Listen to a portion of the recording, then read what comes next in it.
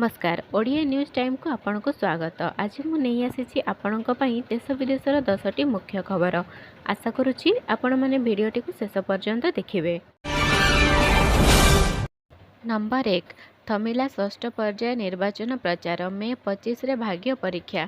लोकसभा निर्वाचन षष्ठ पर्याय भोट ग्रहण मे 25 तारीख रे हेबो। एथिपाई गुरुवार निर्वाचन प्रचार शेष होईछि। एही पर्याय रे 8 राज्य और केंद्र शासित प्रदेश रे 58 आसन निमंते भोट ग्रहण हेबो। एथिरे केंद्र मंत्री धर्मेंद्र प्रधान, मेनका गांधी, संबित पात्र, बीजेडी संगठन संपादक प्रणब प्रकाश दासଙ୍କ समेत अनेकଙ୍କ भाग्य परीक्षा हेबो। जनता निज मताधिकार प्रयोग करी सेमानଙ୍କ भाग्यर निष्पत्ति ईवीएम रे बंद करिवे। दिल्ली और हरियाणा रे कांग्रेस और आम आदमी पार्टी मिलित निर्वाचन लढुछंती। एहा सहित आप दिल्ली रो 4 आसन रे निर्वाचन करुछि। अपरपटे कांग्रेस रो 3टी आसन रे प्रार्थी होईछि। नंबर 2 देवगढ़ रे आसाम मुख्यमंत्री को रोड शो। गुरुवार आसाम मुख्यमंत्री हिमंत विश्व शर्मा देवगढ़ गस्तरे आसी रोड शो करिसंती। हिमंत विश्व शर्मा हेलिकॉप्टर जगे देवगढ़ सहरर बड़ बगीचाठारे निर्मित अस्थायी हेलीपैड रे पहुंचीबा परे सेठारु से देवगढ़ सहरर गोपालजीउ मंदिर ठारे पहुंचीथिले। रोड शो गोपालजीउ मंदिर ठारू बाहरी सहर परिक्रमा करिथिला। एही रोड शो रे हेमंत विश्व शर्मा सह केंद्र मंत्री तथा बीजेपी संबलपुर सांसद प्रार्थी धर्मेंद्र प्रधान, देवगढ़ विधानसभा आसन पर बीजेपी विधायक प्रार्थी सुभाष चंद्र पाणिग्राही सामिल होइथिले।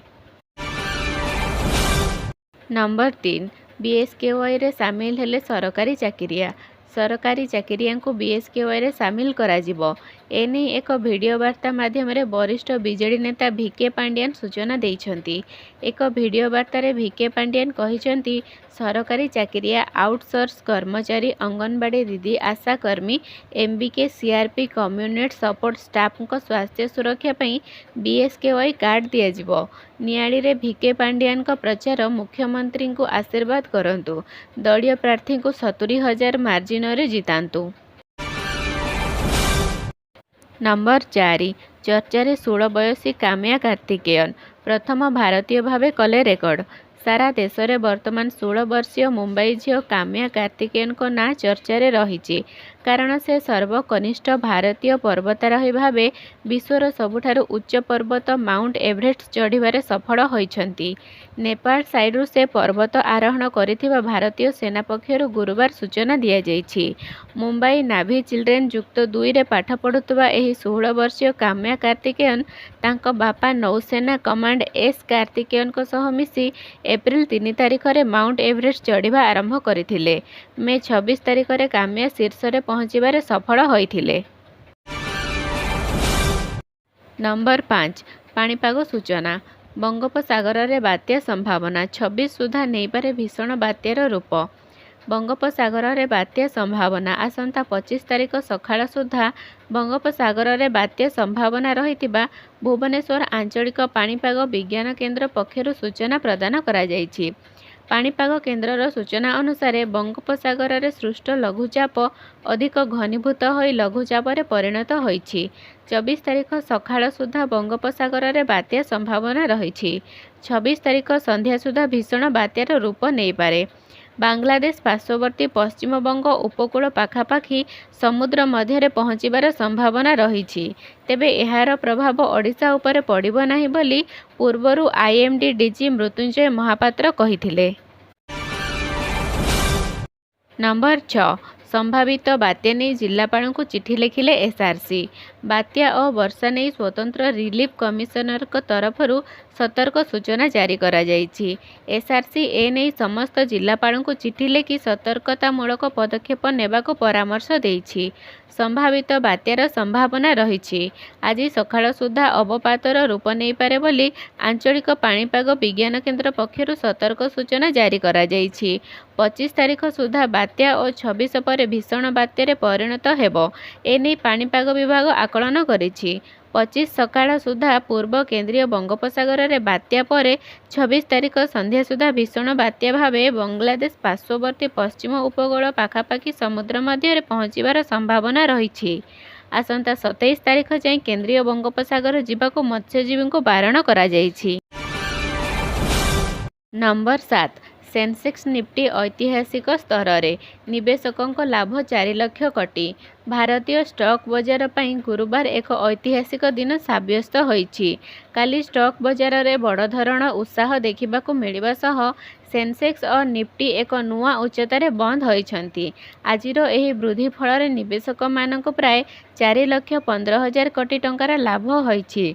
कारण बीएसई रे तालिकाभुक्त स्टॉक मानक मार्केट कैप 420.90 लाख कोटी टंकार पहुंची। आज बजार खोलिला बेलू ए सबु स्टॉक गुड़िकर मोट मार्केट कैप 415 लाख कोटी थिला। नंबर 8 12,099 टंका सस्ता है सुना। रूपा मूल्य रे 3,000 टंका ह्रास। सस्ता है सुना और रूपा। गुरुवार दुई मूल्यवान धातुर मूल्य रे बड़ ह्रास देखा मिली। India bullion and jewellers association अनुजाई 10 ग्राम 24 कैरेट सुना 12,099 टंका सस्ता होईछि। 72,791 टंका होईछि। सेहीपरि रूपा किलोग्राम उपरे 3,746 टंका सस्ता होईछि। दर कमिबा परे रूपा केजी 89,410 टंका रहिछि। नंबर 9 गूगल पे र नुआ फीचर बाकी रे पेमेंट करी हेबो। गूगल पे रे 3टी नुआ फीचर आसीछि। एहा सहायता रे देय देबा अति सहज हेबो। कारण एथिरे एक नुआ फीचर रही जार ना हेउछि बाय नाउ पे लेटर। अर्थात आपण ऑनलाइन रे कोनोसी पेमेंट कले एही फीचर जदि व्यवहार करूछंती तेबे आपणक बैंक अकाउंट रु कोनोसी टंका कटिबो नाही। अवश्य आपण परे एही परिमाण परिशोध करि परिबे किंबा किस्ती माध्यम रे परिशोध करि परिबे। अन्य प्रकार रे कहिले एहा एक प्रकार रे क्रेडिट कार्ड रो सेवा प्रदान करिवो। नंबर 10 छल छल आखिरे क्रिकेट रु विदाय नेले दिनेश कार्तिक। ट्रॉफी नेबार स्वप्न भांगी चूरमार होईगला। आरसीबी को हराई बाजी मारिछि राजस्थान रॉयल्स। एही पराजय सह आईपीएल 2024 रे आरसीबी यात्रा समाप्त होईछि। तेबे आरसीबी रो एही यात्रा सह RCB wicket keeper batsman Dinesh कार्तिकଙ୍କ यात्रा मध्य एही मैच सहित शेष होईछि बोली चर्चा हेउछि। विधिबद्ध भावरे किछि घोषणा होइनि सत किंतु मैच रे कार्तिकଙ୍କୁ गार्ड ऑफ ऑनर दिया जाइथिला। ए सबु को देखिले कार्तिकଙ୍କ एहा शेष आईपीएल मैच बोली अनुमान करा जाउछि। मैच परे कार्तिकଙ୍କ ग्लव्स काढी प्रशंसकଙ୍କୁ धन्यवाद देइथिले एवं मैच परे कार्तिक बहुत भावप्रवण देखा जाउथिले। भिडियोटी को शेष पर्यंत देखिथिबारु आपनकु बहुत बहुत धन्यवाद। एहीपरि अपडेट न्यूज पाइबाकु हेले आम चैनल टी को सब्सक्राइब करि नियंतु।